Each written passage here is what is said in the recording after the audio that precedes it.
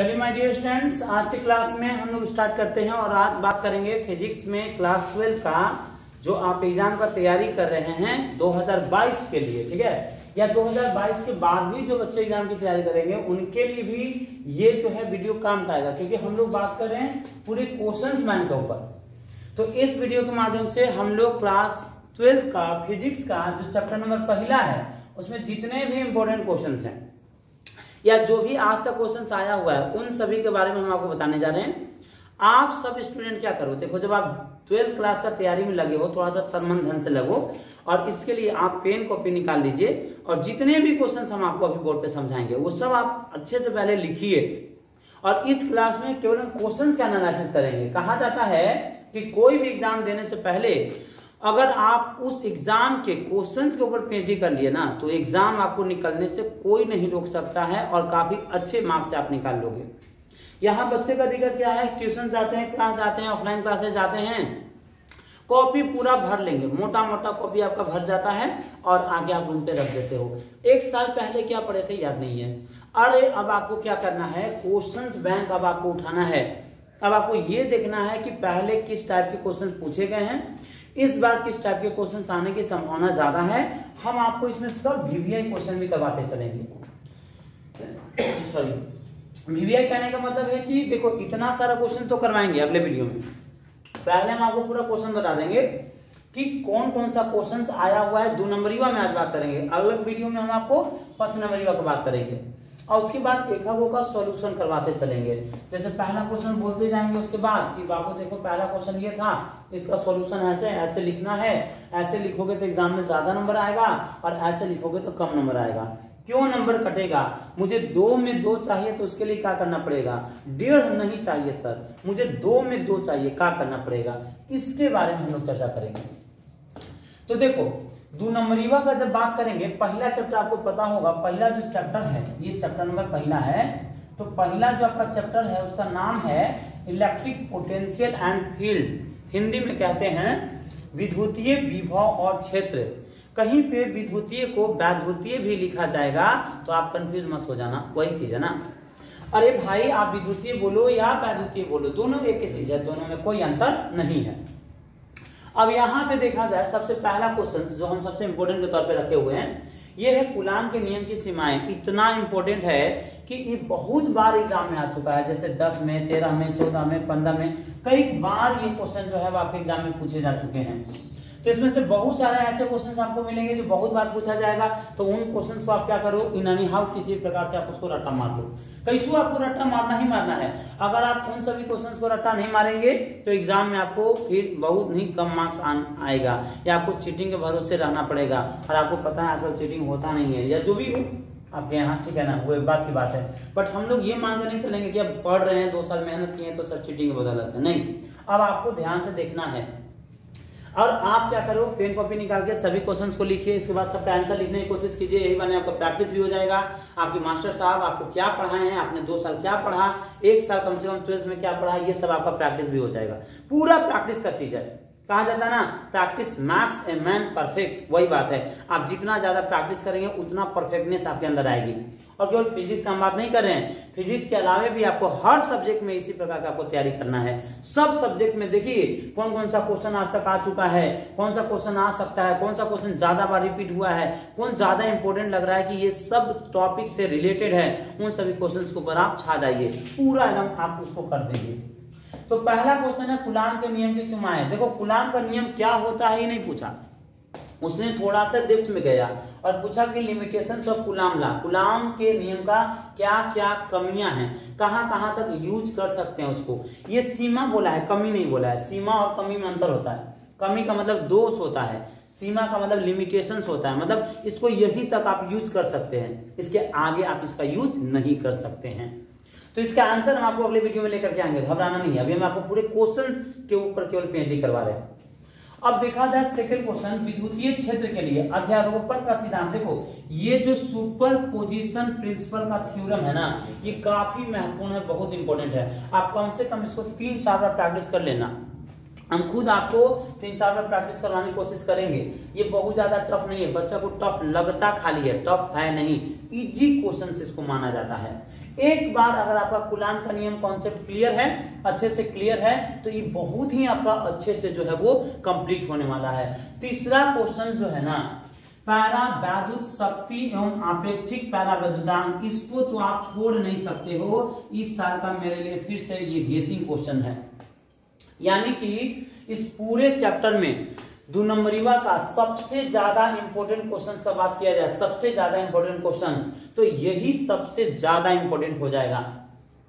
परावैद्युतांक शक्ति एवं अपेक्षिक परावैद्युतांक को परिभाषित करें और मुक्त आकाश की विद्युतशीलता का मात्रक तथा विमीय सूत्र लिखें। ये भी आपके लिए काफी ज्यादा इंपॉर्टेंट हो जाएगा। इसके अलावे जो सबसे ज्यादा इंपॉर्टेंट में क्वेश्चन है, एक ये है नीचे जो आपका बैठा हुआ है, विद्युतीय क्षेत्र के फ्लक्स से आप क्या समझते हैं, ये भी बहुत ही ज्यादा इंपॉर्टेंट क्वेश्चन है। इन तीनों क्वेश्चन से आप पीछा नहीं छोड़ सकते हैं। इन तीनों क्वेश्चन को आपको इन एनी हाउ कर लेना चाहिए, जितना बार करना पड़े करो भाई, जितना बार करना पड़े करो। इन सभी क्वेश्चन को छोड़ के एकदम बिल्कुल मत जाओ, आप थोड़ा सा भी लापरवाही मत करो। ये तो 3 क्वेश्चन आप जरूर करना, बाकी क्वेश्चन को आप जरूर कीजिएगा। उधर भी कुछ क्वेश्चन लिखा हुआ है, हम आपको कैमरा बाद में घुमा के उधर भी दिखाएंगे। इसके बाद देखो जो चौथा क्वेश्चन है, चौथा क्वेश्चन तो आपको बता दिए, मुक्त आकाश की विद्युतशीलता का मात्रक और विमीय सूत्र। विमीय सूत्र सबका हम आपको एक स्पेशल क्लास में बताएंगे, जिसमें पूरा जितना भी आज तक आया हुआ है, यानी कि यूनिट एंड डायमेंशन, वो सभी का सभी यूनिट डायमेंशन हम आपको एक क्लास में कवर कर देंगे। इसके बाद 5वां क्वेश्चन है विद्युत द्विध्रुव आघूर्ण। जी हाँ, विद्युत द्विध्रुव आघूर्ण भी काफी इंपॉर्टेंट है, ठीक है। इलेक्ट्रिक डाइपोल मोमेंट वाला क्वेश्चन है, पी वाला है। इसको आपको परिभाषित भी करना है और साथ ही साथ इसका एसआई मात्रक भी लिखना है, दोनों का दोनों। और ये भी क्वेश्चन देखिए 2014 में 2015 में दोनों बार पूछा जा चुका है, इस बार भी पूछे जाने की संभावना है। ये भी इंपॉर्टेंट क्वेश्चन में से आपका एक हो जाएगा। और ये जो व्यंजक प्राप्त करने वाला होता है ना, कि बाहरी विद्युत क्षेत्र में रखे विद्युत द्विध्रुव पर लगे बल आघूर्ण, जिसको टॉर्क कहते हैं इंग्लिश में, ठीक है। टॉर्क के लिए आपको डेरिवेशन करना है, टॉर्क के लिए आपको व्यंजक प्राप्त करना है। ये पूछा हुआ क्वेश्चन है, इसको भी आप जरूर कर लेंगे, बहुत ज्यादा टफ नहीं है। थोड़ा सा टॉर्क का कॉन्सेप्ट में बच्चों को दिक्कत आता है, लेकिन आपको टेंशन नहीं लेना है। हम आपको इस क्वेश्चन को भी आपको करवाने की कोशिश करेंगे। अगला क्वेश्चन, विद्युत आवेश के 2 मौलिक गुण को लिखे। कोई भी बच्चा लिख देगा, बहुत ही आसान सा क्वेश्चन है, इसको इजी के श्रेणी में रखा जाएगा। और ये बहुत ही इजी क्वेश्चन है, आपको समझ लीजिए। ये थोड़ा सा ना आप कह सकते हो, ज्यादातर बच्चों को देखा जाता है, तो ये वाला क्वेश्चन थोड़ा सा आप मतलब हाई लेवल का मान सकते हो। कौन सा, ये बल आघूर्ण वाला मेरे लिए हाई लेवल का नहीं है बाबू। जब हम सर्वे करते हैं क्लास में, बच्चों से पूछते हैं, तो ये क्वेश्चन उनको थोड़ा टफ लगता है, क्योंकि को रिलेटेड है 11th क्लास से, टॉर्क वाला। तो टॉर्क वाला क्वेश्चन का जो हम डेरिवेशन करवाते हैं ना, तो वहां पे थोड़ा सा बच्चों को दिक्कत जरूर आता है, इसमें हम पीछे नहीं हटेंगे। तो ये थोड़ा सा आपका हाई लेवल का क्वेश्चन हो गया। बाकी ये बिल्कुल ही लो लेवल का क्वेश्चन होगा। विद्युत आवेश के मौलिक गुणों को लिखे, बिल्कुल इजी क्वेश्चन। पहला क्वेश्चन भी बिल्कुल इजी के श्रेणी में आएगा, एकदम ये इजी क्वेश्चन है। आप विद्युत क्षेत्र के लिए अध्यारोपण, ये आप मॉडरेट ले सकते हो, मतलब थोड़ा सा, ना बहुत ज्यादा टफ ना बहुत ज्यादा हल्का, मॉडरेट लेवल का ये क्वेश्चन है। परावैद्युत शक्ति और अपेक्षिक परावैद्युतांक का परिभाषा, ये चाहे टफ हो चाहे इजी हो, आपको करना ही करना है। हालांकि ये भी इजी की श्रेणी में आएगा, बहुत ज्यादा टफ नहीं है। और मुक्त आकाश की विद्युतशीलता का मात्रक, ये भी इजी क्वेश्चन है। ये दोनों भी इजी क्वेश्चन है, मतलब ओवरऑल देखा जाए तो विद्युत द्विध्रुव आघूर्ण भी इजी क्वेश्चन ही है। इस चैप्टर से इजी क्वेश्चन आपको देखने को मिलेगा। कभी कभार में आपको हाई लेवल का क्वेश्चन देखने को मिल रहा है, या मॉडरेट लेवल का। 7वां क्वेश्चन है विद्युत आवेश के 2 मौलिक गुणों को लिखे। ये तो बता दिए, काफी इजी की श्रेणी में आएगा। और धारावाही चालक में विद्युत क्षेत्र की तीव्रता एवं समविभवी तल को प्रभावित करें। ये भी काफी इंपॉर्टेंट क्वेश्चन है, इसको भी आप ट्रिपल स्टार डबल स्टार में लगाइए। यानी इस चैप्टर से अभी तक जो सबसे ज्यादा इंपॉर्टेंट क्वेश्चन बन गया, वो तीसरा, चौथा, 8वां, ठीक है ना, और 9वां, ये 4 क्वेश्चन अभी तक सबसे ज्यादा इंपॉर्टेंट बना। एक बच्चा कहता है सर जब सब इंपॉर्टेंट है तो ऐसा बोल देना सब रट जाना है, फिर कहा बोल रहे हो एगो दूगो। देखो सब तो इंपॉर्टेंट है, उसमें से भी जो आपको एकदम नहीं छोड़ के जाना है। एगो होता है ना कि सर ये 1-2 बार देख लिए थे, अगर आएगा तो ठीक है, नहीं आएगा तो थोड़ा थोड़ा भुला भुला के लिख देंगे। नहीं, ये सब क्वेश्चन में आप कंजूसई नहीं कर सकते हो, नहीं करना कंजूसई। अगर आप कंजूसई करोगे तो अपने पैर पे कुल्हाड़ी मारोगे, बस इतना समझ लो। इसलिए इन सभी क्वेश्चन के ऊपर चाहे थर्ड हो चाहे 4th हो, चाहे 8 हो, चाहे 9 हो, इसमें आपको जरा सा भी कंजूसी नहीं करना चाहिए। काफी ज्यादा मेहनत कीजिए इसके लिए, जितना ज्यादा हो सके, और बाकी सब क्वेश्चंस को भी आप अपने से इसको एकदम बना करके कंप्लीट करने की कोशिश कीजिए। देखिए आपके हाथ में कम से कम 5 से 6 चैप्टर ऐसा होना चाहिए जिसका कोई क्वेश्चन आ जाए सर, कोई क्वेश्चन कहूं से भी, चाहे इजी लेवल का है, चाहे मॉडरेट लेवल का है, चाहे हाई लेवल का है, कोई भी आना सर हमसे बन जाना चाहिए। ऐसा आपका तैयारी परफेक्ट तरीके का होना चाहिए। अब देखो ये तो हो गया 9 क्वेश्चंस। आप 9 क्वेश्चंस को आप बिल्कुल अच्छे से लिख लीजिएगा। हम थोड़ा सा हट जाते हैं, आप स्क्रीनशॉट भी इसका ले लीजिएगा, लेके रख लीजिएगा, इसको लिख लीजिएगा जरूर। एक बार नहीं, 2 बार नहीं, 3 बार, 4 बार, जितना बार जरूरत पड़े वीडियो को देखिए, बार बार पॉज कर करके देखिए, और इसको आप पूरे वीडियो को आप देख के हर एक क्वेश्चन को लिखिए। और लिखने के बाद आप क्या कीजिए कि इन सभी क्वेश्चंस के ऊपर प्रैक्टिस करने की कोशिश कीजिए, आपसे बन रहा है कि नहीं बन रहा है, हो पाएगा कि नहीं हो पाएगा। आप इसका स्क्रीनशॉट ले सकते हैं, हम काफी आपको मौका दे रहे हैं। आप इसका स्क्रीनशॉट ले लीजिए सभी बच्चे, आप इसका स्क्रीनशॉट ले लीजिए। तब तक हम कैमरे को इधर घुमा देते हैं ताकि हम आपको इसके आगे का जो है वो क्वेश्चंस करवा सके। थोड़ा सा आपका वीडियो का हिलेगा डुलेगा, इसके लिए हम आपसे माफी चाहेंगे। थोड़ा सा हिलेगा, बस बस बस बस बस बस बस, इतना में तो हो जाएगा। अब दीवार आने लगा, अब दीवार की जरूरत नहीं है। चलिए इतना इतना में हम आपको दिखा देंगे। हालांकि थोड़ा सा आपको दूरी बढ़ गया ना, तो दूरी बढ़ने की वजह से हो सकता है आपको कम दिखे, लेकिन आप परेशान मत हो, हम आपको बोल देते हैं। अगला क्वेश्चन क्या है, देखो अगला क्वेश्चन जो है वो आवेश के आयतन घनत्व का परिभाषा पूछा है। देखो आवेश का आयतन घनत्व पूछा है। आयतन घनत्व भी होता है, इसके अलावा देखो आयतन को क्या कहते हैं, वॉल्यूमेट्रिक डेंसिटी कहते हैं इसको, ठीक है ना। यहाँ पे सरफेस डेंसिटी भी आता है, लीनियर डेंसिटी भी आता है, तो वो दोनों ने पूछा है। आयतन घनत्व पूछा है, ये भी इंपॉर्टेंट क्वेश्चन है, आप इसका भी जरूर कीजिएगा। हालांकि हम इसको डबल स्टार नहीं लगा रहे हैं, लेकिन ये इंपॉर्टेंट क्वेश्चन में से एक आएगा। देखो वैद्युत क्षेत्र की तीव्रता तो यहाँ हो चुका है, वैद्युत फ्लक्स वाला हुआ था यहाँ। वैद्युत क्षेत्र की तीव्रता ये क्या है, यहाँ पे देखिए धारावाही चालक में वैद्युत क्षेत्र की तीव्रता, तो जो यहाँ वैद्युत क्षेत्र की तीव्रता है ना, वही वाला यहाँ भी वैद्युत क्षेत्र की तीव्रता है, लेकिन ये 2020 में पूछा है।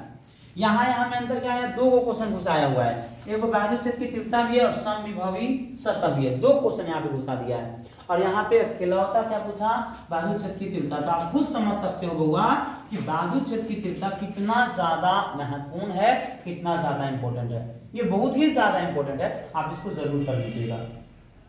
12 नंबर में क्वेश्चन बात करेंगे, तो विद्युत फ्लक्स को परिभाषित करें तथा इसके समांतर पर लिखें। आप यहाँ से देखो विद्युत फ्लक्स एक जगह और हो चुका है, यहाँ पे विद्युतीय क्षेत्र के फ्लक्स से आप क्या समझते हैं, यही वाला सेम क्वेश्चन वहां पे है। मतलब ये दोनों क्वेश्चन वहां पे रिपीट किया हुआ है 2020 में, 2019 में। यहाँ पे 2018 के अलावा 2019 भी लिख दीजिएगा तो कोई दिक्कत नहीं है।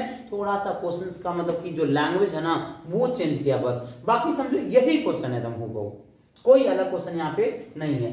अगला क्वेश्चन 13 जो है ना बहुत ही इजी क्वेश्चन है, विद्युत बल रेखा के 2 गुण को लिखिए। ये भी इंपॉर्टेंट क्वेश्चन है, आप इसको जरूर कर लीजिएगा।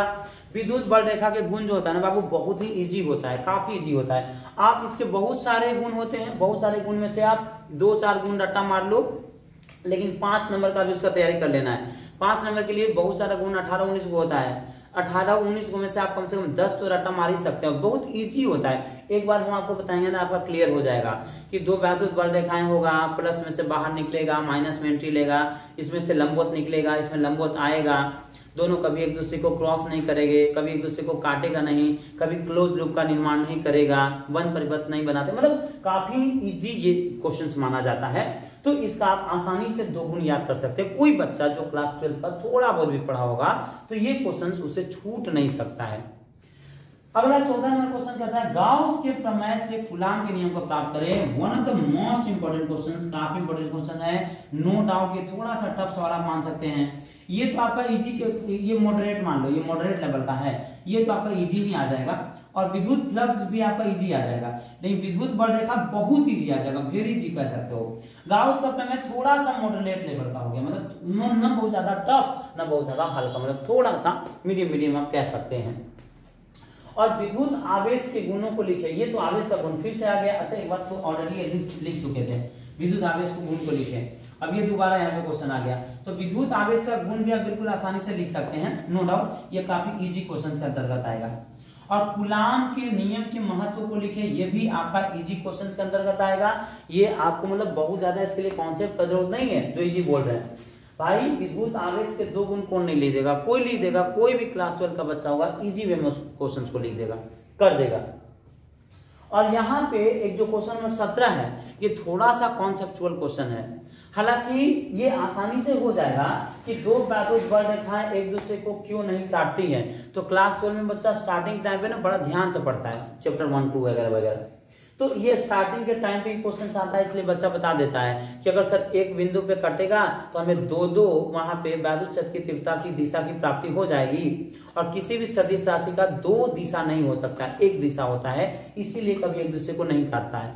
और डिटेल से हम आपको बाद में समझाएंगे, लिखवाएंगे भी, ठीक है ना, कि 2 वैद्युत बल रेखाएं एक दूसरे को क्यों नहीं काटती है।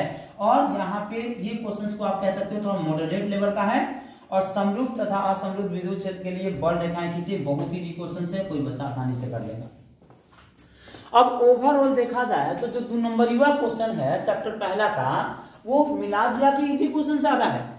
आप टोटल यहाँ पे हम आपको 18 क्वेश्चन लिखे हुए, 18 क्वेश्चन जो आज तक के हिस्ट्री में पूछे गए हैं चैप्टर नंबर 1 से फिजिक्स का, तो उसमें देखा जाए तो ज्यादातर क्वेश्चंस इजी लेवल पे हैं। जैसे देखो 1 2 3 4 5 6 7 8 9 10 10 10 11 12 13 क्वेश्चन तो इजी लेवल के होंगे। अब खुद सोचो, पूरे 17 क्वेश्चन में से 18 क्वेश्चन में से 13 क्वेश्चन जो है वो यहाँ पे इजी लेवल का है।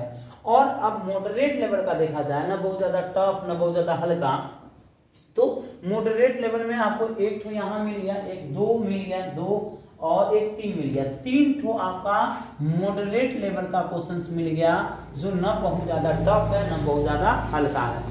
अगर आप हाई लेवल की चर्चा करोगे, थोड़ा सा टफ टाइप के क्वेश्चंस की चर्चा करेंगे आप, तो क्वेश्चन नंबर 6 1 ठो आपको यहाँ हाई लेवल का दिखाई दे रहा है, और हाई लेवल का कहीं आपको देखने को नहीं मिलेगा। 1 ठो और साथ हम आपको वो भी मॉडरेट है। हाँ, तो 1 ठो क्वेश्चंस केवल आपको टफ लेवल का देखने को मिलेगा और बाकी क्वेश्चंस आपको टफ लेवल का नहीं मिलेगा। तो 13 14 15 16 17 17 हुआ, और यहाँ पे 18 है, तो एक कहीं कोई घबरा रहा है, ठीक है ना। तो फिर से मिला लेते हैं इजी में 1 2 3 4 5 6 7 8 9 10 11 12 13। अब मॉडरेट में हो गया 1 यहाँ पे 1 और ये 2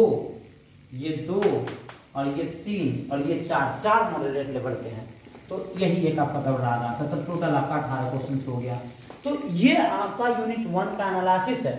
अब आप क्लास 12 में एग्जाम देने जा रहे हैं, इसी क्लास 12 के एग्जाम में घुस जाओ बिना कोई देखे, बिना कोई क्वेश्चन देखे, बिना समझे, तो बहुत दिक्कत वाला बात है। आपका मार्क्स इसीलिए नहीं आ पाता है क्योंकि आप क्वेश्चंस के ऊपर प्रैक्टिस नहीं करते हो।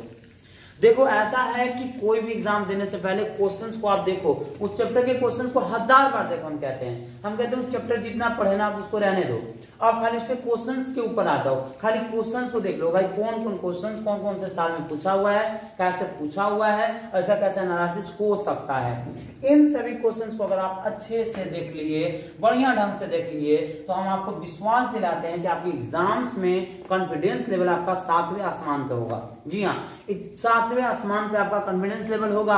आप एग्जाम में बैठोगे, डर नहीं लगेगा। एक तो फरवरी का महीना है, ठंडा ठंडा मौसम रहता है, बच्चा कांपते कांपते जाता है एग्जाम में और उसको तैयारी अच्छा से नहीं रहता है, क्वेश्चन मिलता है, टफ मिलता है, ऐसी कांपने लगता है, कलेजा यहाँ जो है ना वो उनका हार्ट बीट जो है वो बढ़ जाता है और ठंडा और ज्यादा लगने लग जाता है, अब हाथ भी काम करना बंद कर देगा।